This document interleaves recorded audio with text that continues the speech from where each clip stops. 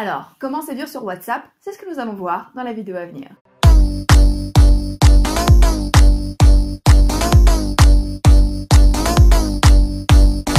Salut mes petits bichons, j'espère que ça va et aujourd'hui nous allons parler de la séduction sur WhatsApp. Pourquoi? Parce que WhatsApp est une plateforme en soi que je trouve assez spécifique par rapport à la séduction et je pense qu'il peut être assez intéressant d'analyser en profondeur la drague sur WhatsApp. Alors j'espère de votre côté que le confinement se passe bien. Nous de notre côté ça va.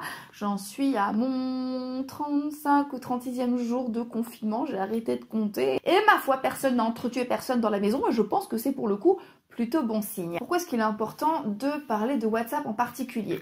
Parce que il y a énormément de pièges dans lesquels on peut être amené à tomber et notamment le piège de je laisse les gens en vue et je fais mine d'être par exemple très occupée. WhatsApp a en soi des spécificités qui sont bien à elle et qui méritent en fait que l'on en parle et qui mérite que l'on traite WhatsApp de manière particulière. WhatsApp est assez différent des autres messageries en ligne pour plein de raisons et effectivement si on ne maîtrise pas ces petites spécificités de WhatsApp on risque justement de ne pas envoyer les bons signaux et justement de perdre certaines opportunités. C'est ce que l'on va voir ensemble. Et justement, pour aller encore un peu plus loin en ce moment, dans la mesure où nous sommes un petit peu tous éloignés physiquement les uns des autres, mais nous avons tous la possibilité de parler numériquement, j'ai mis en place une nouvelle formation qui s'appelle Séduire au numérique. Donc c'est une formation avec des petites vidéos qui vont vous aider en fait à séduire de manière spécifique sur à la fois les applications de rencontres, sur les messageries numériques et sur les réseaux sociaux. Donc vous avez un ensemble en fait de la séduction en numérique et donc c'est une formation qui va vous aider à maîtriser la séduction à distance, sachant qu'en ce moment nous sommes obligés de pratiquer la distanciation physique. Voilà, donc le lien est en barre d'infos, le lien est également en commentaire épinglé. Donc je vous laisse cliquer, je vous laisse regarder et maintenant nous allons pouvoir rentrer dans le vif du sujet. Alors quand je dis que WhatsApp a des spécificités, lesquelles sont-elles? Et bien la première spécificité de WhatsApp, c'est que votre interlocuteur sait quand est-ce que vous recevez le message, quand est-ce que vous avez lu le message. Votre interlocuteur a également la possibilité de savoir la dernière fois que vous êtes connecté, si vous êtes en ligne et si vous êtes en train d'écrire, d'enregistrer un vocal, etc. Donc la plus grande spécificité de WhatsApp, c'est cette espèce d'ultra transparence par rapport à ce que vous faites. Et c'est terrible parce que votre interlocuteur est en mesure de savoir si vous ne lisez patiemment ces messages, si vous lisez ces messages mais que vous ne répondez pas, si vous lisez ces messages et que vous êtes en voie de répondre mais qu'en fait non parce que vous êtes en train d'effacer le message, si vous mettez 12 000 ans à rédiger et qu'il y a marqué, je sais pas moi, Joseph Dupont écrit pendant 10 000 ans et que votre réponse c'est ah lol ok, elle va savoir que vous avez écrit pendant 12 000 ans et que vous avez par la suite effacé le message. L'autre spécificité de WhatsApp, c'est la capacité de laisser de très longs messages vocaux. Et moi, je pense que c'est un plus. Moi et les gens que j'aime, nous utilisons énormément les vocaux en WhatsApp. Et je pense que c'est un moyen de continuer justement une conversation, mais de manière distendue, d'accord? Vous avez la possibilité de ne pas avoir forcément à vous parler au téléphone, mais avoir cette espèce de fil rouge de conversation perpétuelle. Et je pense que c'est une plutôt bonne chose.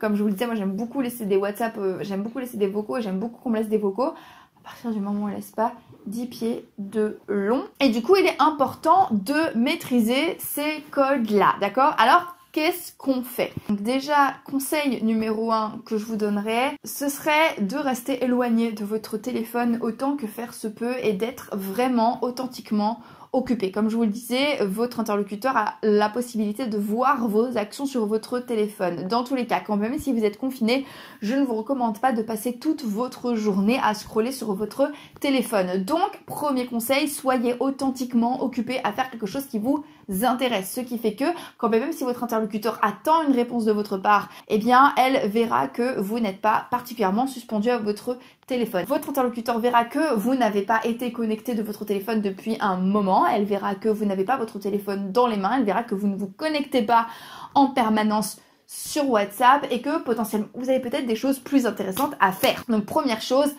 occupez-vous authentiquement dans la journée, pratiquez des activités qui vous plaisent, faites des trucs qui vraiment vont vous détourner de votre téléphone et vous évitez perpétuellement en fait de jouer avec votre téléphone. Alors je sais qu'en période de confinement c'est particulièrement compliqué, mais il y a 1 milliard de choses que vous pouvez faire qui ne requièrent pas d'être accroché à votre téléphone. Et en revanche, si vous avez envie d'avoir une véritable conversation sur le long terme avec votre crush, vous pouvez tout à fait garder votre téléphone à la main et vous répondre du tac au tac à ce moment-là, message après message, après message, après message. Mais le premier conseil, c'est ne vous agrippez pas en permanence à votre téléphone. Le deuxième conseil que je vous donnerai, qui peut paraître justement contradictoire avec le premier, mais en fait pas tant que ça, je m'explique, c'est avoir cette espèce de petit fil rouge. C'est-à-dire que au-delà des petits moments où vous allez vous écrire comme ça de manière régulière, voilà, pendant une tranche de 10-15 minutes où vous allez du tac au tac vous répondre et vous envoyer message sur message sur message, faites en sorte que au quotidien,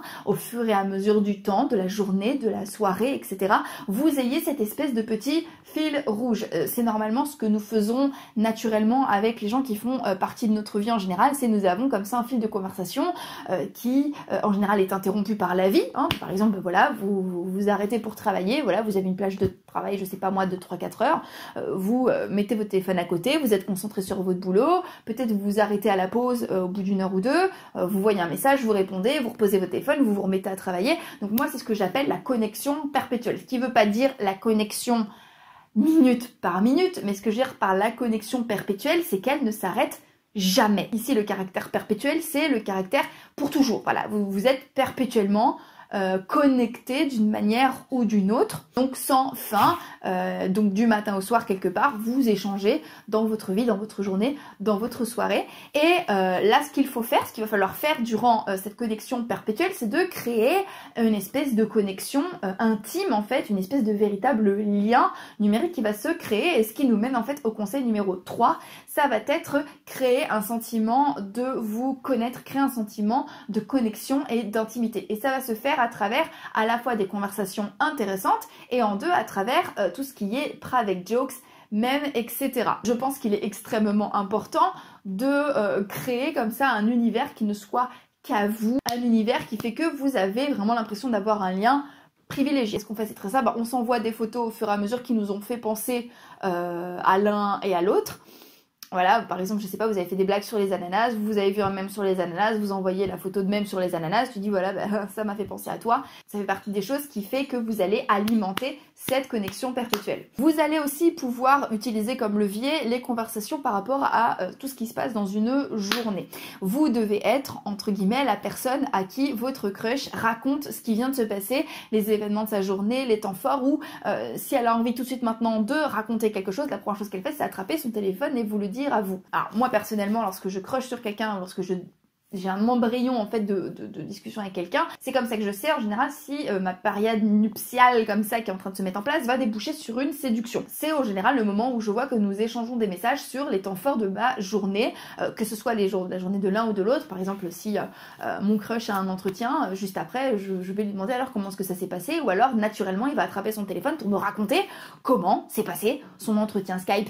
Et donc nous allons pouvoir nous intéresser à la journée l'un de l'autre de manière assez authentique. Et cela nous amène, transition incroyable, vers le conseil numéro 4 qui va être créer en fait des émotions positives auprès de votre crush. Alors comment est-ce que l'on fait ça? Et bien ça se fait à travers plusieurs ressorts. Donc ça se fait via les blagues, ça se fait via l'humour, ça se fait également via le fait de se sentir important. Donc ça, ce sont deux leviers qui vont faire que votre crush va se sentir bien lorsqu'il va recevoir vos messages. Ce qu'il faut aussi que votre crush va en fait attendre vos messages, va être un petit peu en manque de vos messages parce que elle va avoir sa petite dose de dopamine. J'en parlais déjà dans mes vidéos précédentes. Il y a cette espèce de petit shoot de dopamine quand on apprécie de discuter avec quelqu'un et lorsque l'on attend un message de quelqu'un, eh bien on est en espoir de cette espèce de shoot de dopamine. Ce qui fait que votre crush doit en fait vous associer à toutes les émotions positives que vous provoquez chez elle ou chez lui lorsque vous envoyez des messages. Donc il est important de mettre en place des messages qui le ou la font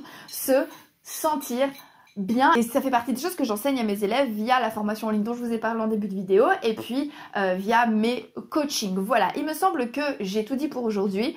Je vous embrasse, je vous donne rendez-vous demain et comme d'habitude, n'oubliez jamais que si une petite quiche comme moi y arrive, tout le monde peut y arriver. Donc maintenant, c'est à vous de jouer.